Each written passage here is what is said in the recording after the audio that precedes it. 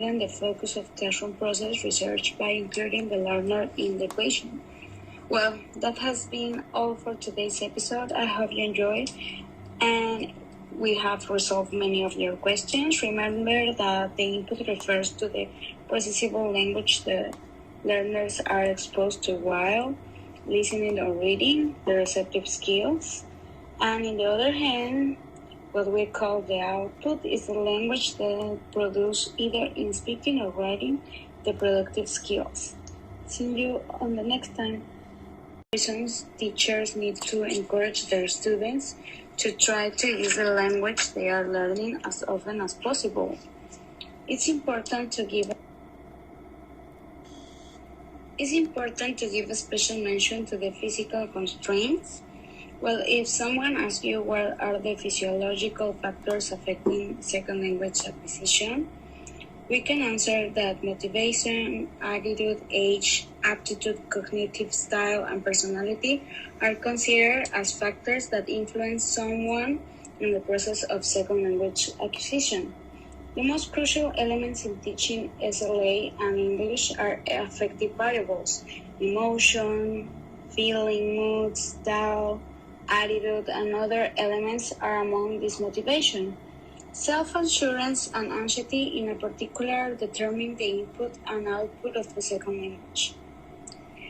After talking about all of this, we can say that natural language is rife with ambiguity, which humans navigate by employing other pieces of knowledge and contextual cues. Since formal language are intended to be virtually or entirely unambiguous, every statement, regardless of context, has exactly one meaning.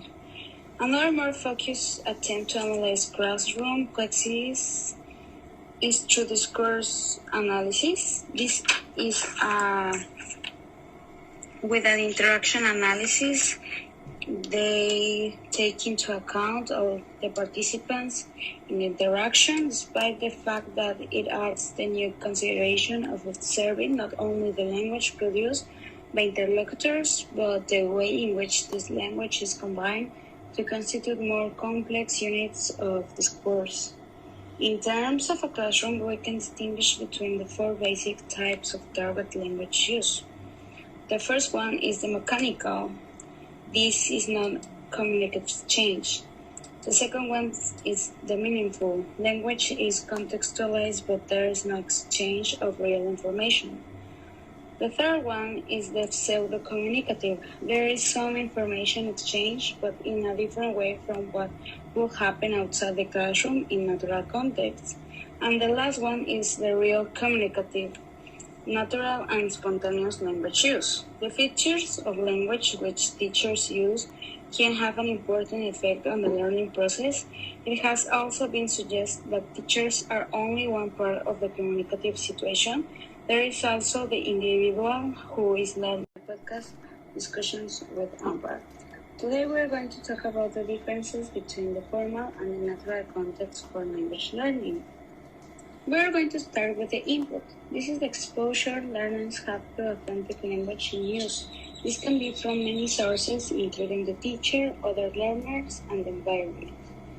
Gresham considers that human beings acquire language in one only possible way, by understanding message or receiving what he calls comprehensible input. Moving on, we can talk about the intake. This is the input that is comprehend and impacts the learner's developing linguistic system. The language data needs to be present in a manner which will stimulate its possible assimilation. In addition to this, the content of the language data needs to be compatible with the individual's previous linguistic knowledge. Now it's time to talk about interaction. The interaction hypothesis is a theory of second language acquisition, which states that the development of language proficiency is promoted by face-to-face interaction and communication.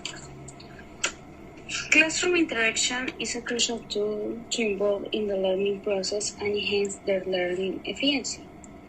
We can say that interaction is an indispensable component in second language acquisition, SLA.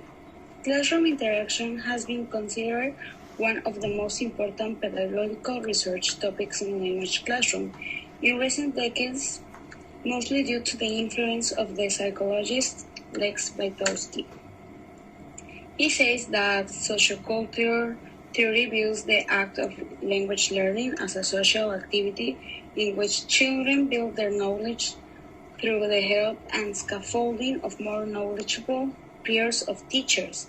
Interactions in language classroom are important social activities for students, which they not only construct knowledge, but also build confidence and identity as competent language users. And now we're going to talk about the output. Output thus may be said to be the presuppose to the interaction. Swan says in her output hypothesis is that the most important element in the learning process is the comprehensible output, because the receiving and understanding message is not enough. Learners have to produce them in order for acquisition to take place. We can define output as the language the learner produces. This means writing and speaking, and for